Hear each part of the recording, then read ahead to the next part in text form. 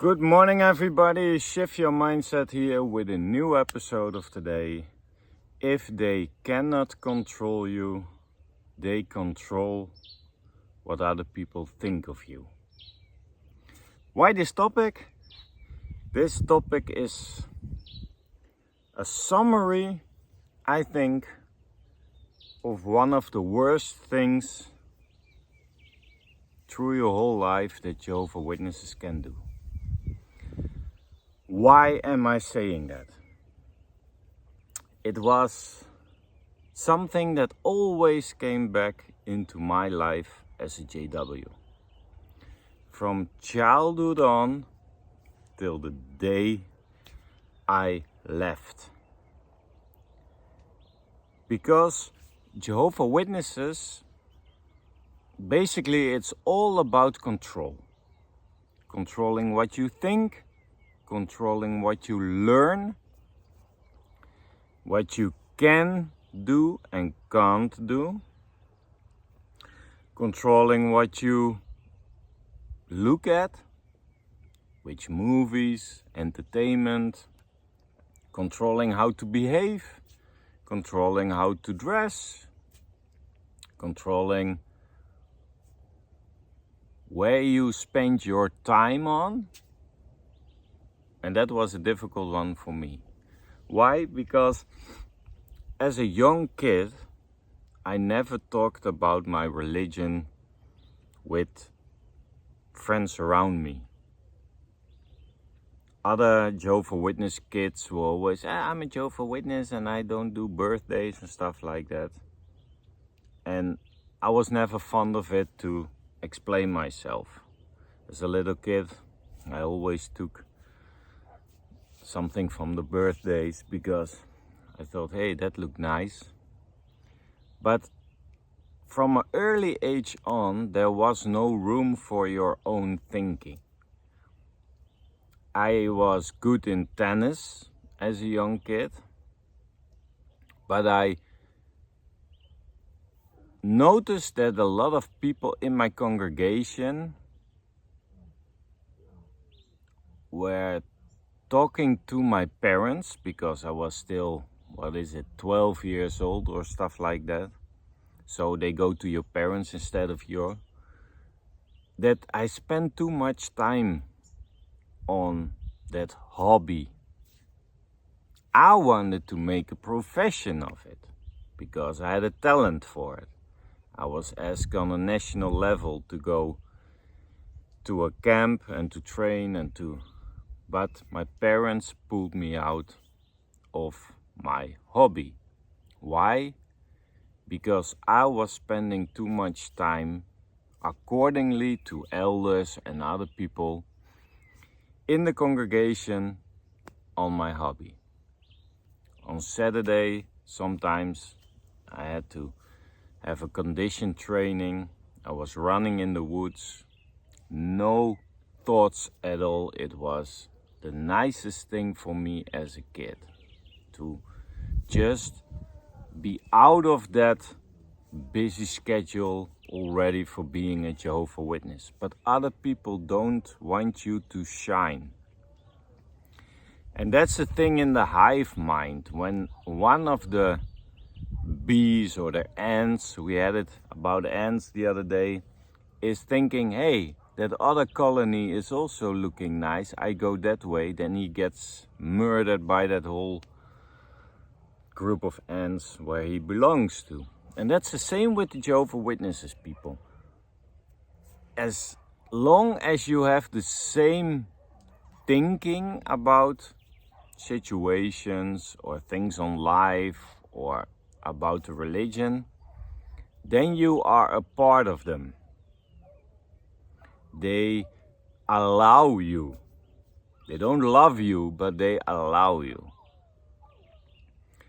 But if you have a slightly different other idea about something, then people take their hands off you. It's the same as that I was going to the gym. And I don't know if many people of you were going to the gym, but I loved going to the gym.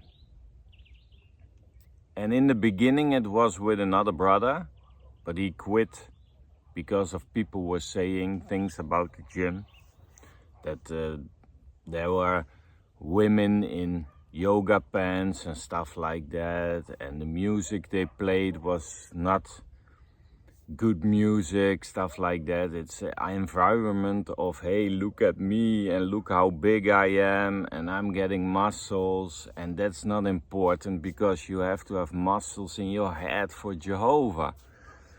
All that stuff. Crazy what people can say. So I was going to the gym, and then I noticed that I was holding myself back for growing in the organization to ministerial servant and stuff like that. I got the two most obese elders visiting me, and they always come in a different angle. I like being honest, I like being straight, but in the Jehovah's Witness organization there's nothing as straightforward, that you know what you can expect from somebody. It's always, oh Sven, we want to compliment you on your latest talk, it was really refreshing, and yes, did this, but...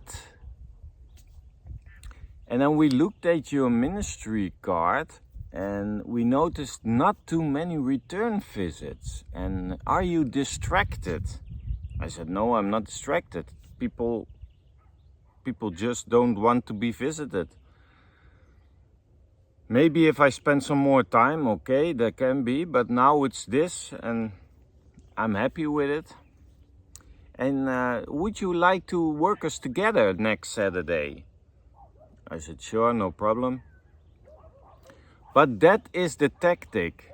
You are not doing as much as they want you to do, and they think you are distracted. So I was in the ministry, and he said, oh yeah, how is your health? I said, very good. And at that time, I had a shake that I took in the morning. And people were eating cake and drinking coffee, of course. And people in the ministry service were already looking funny, like you're taking steroids or stuff like that, you know. But because you have a healthy period in your life, or you're trying to be healthy as much as you can, because I had a job where I was sitting in my car visiting clients for the most of the time. So when I come home, I went walking with the dog for 2 hours. Into the woods, mind off, enjoying with my dog beautiful nature. And then someone said that I was spending too much time with my dog, and I could spend that time in ministry. Where are you? What's wrong with you? I said, what's wrong with you? I am capable of dividing my own time into things I find important and not important. And for me, after 8 days of work, sitting in my car, not being healthy, I want to be healthy. But then other people, you notice it before, I think you guys also who are watching, that they are taking some distance for you because you're not in the line. You're not shoveling the coal enough. So what do? Most of the time we have a little rebellious time.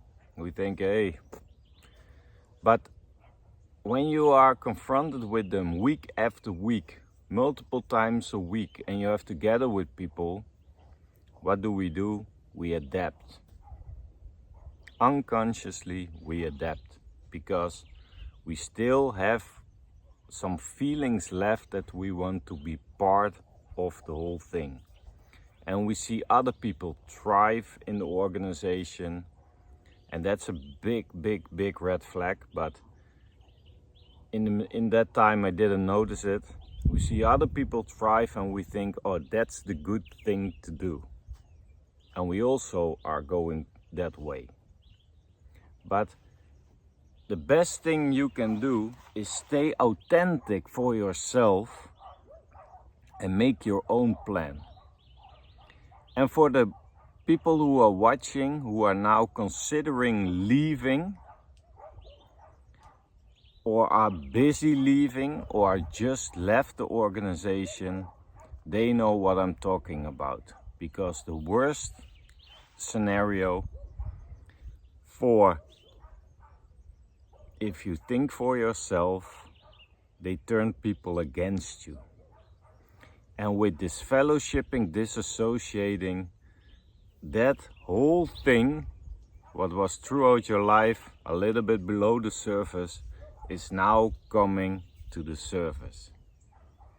Because if you are not doing what they think you have to do, what they expect you to do, they're gonna turn everyone around against you. So be prepared to stand alone, stand firm, and don't look back, but also don't look back in anger. Go into yourself, explore your own power as a human being to confront all those things. Because you can do it. You can do it because I also could do it. It's not easy, but when they notice that you are doubting something, the governing body, the way they explain doctrines, that you are spending too much time outside of the religion, that you're fading away, then the whole atmosphere changes. People gonna gossip about you. I heard the wildest stories. I was renting out cars with a worldly friend of mine. So we obtained that money to do that from drugs and stuff like that. The wildest stories went viral. When I was not in the congregation, people make up stories because they have no control over you. You are becoming an independent thinker, a critical thinker. And when they can't control you, they're gonna control everybody around you to suck you back in. That's the latest trick they can do. And that's the best trick they can do. It's desperation 3.0. They are so desperate to hold on to something they know, to that unity, to that hive mind, that they will do anything to discredit you for the purpose to keep the others in unity. Because why are people isolating you from everything to make you come back? While if somebody came to me and just had a conversation with me and didn't shun me, I would have respected them more, and it was easier for me to maybe go back. But if everybody shuns me, it's easy to stay away. For me. For other people, maybe the other way around, that they think, I'm lonely, I'm not gonna know what I'm doing now, so I go back. That's safer. I understand that also. But in my case, it was only a confirmation for me that they didn't care at all for me. But it's not a beautiful thing to see, but it's a refreshing thing to see that as soon as I was disfellowshipped from the congregation, my whole And the congregation meeting was still going, because after that announcement, that's the word, announcement, you still have 3 to 4 minutes song, closing song, and then you have a prayer. In my congregation, sometimes when the older brother takes the stand, it's a prayer of 2 to 3 minutes. So let's say you have 5 minutes till everybody is standing up from their place, from their seat. But before the meeting end, there were already people in my WhatsApp list that turned gray. The pictures disappeared. So I thought, oh, I'm blocked. And they just following each other's example, because deep down inside, maybe they still wanna talk to you, or if they have some affection for you, or they think, hey, but that guy, I grew up with that guy, 20 years together. I'm gonna speak to him. I'm gonna send him a message. Yeah, I miss him or whatever. No, they control what you have to do. That's why they have those policies in place. And if you're not obeying those policies, your head is also on the line. And that's the big problem. So people keep the people in that collective hive mind.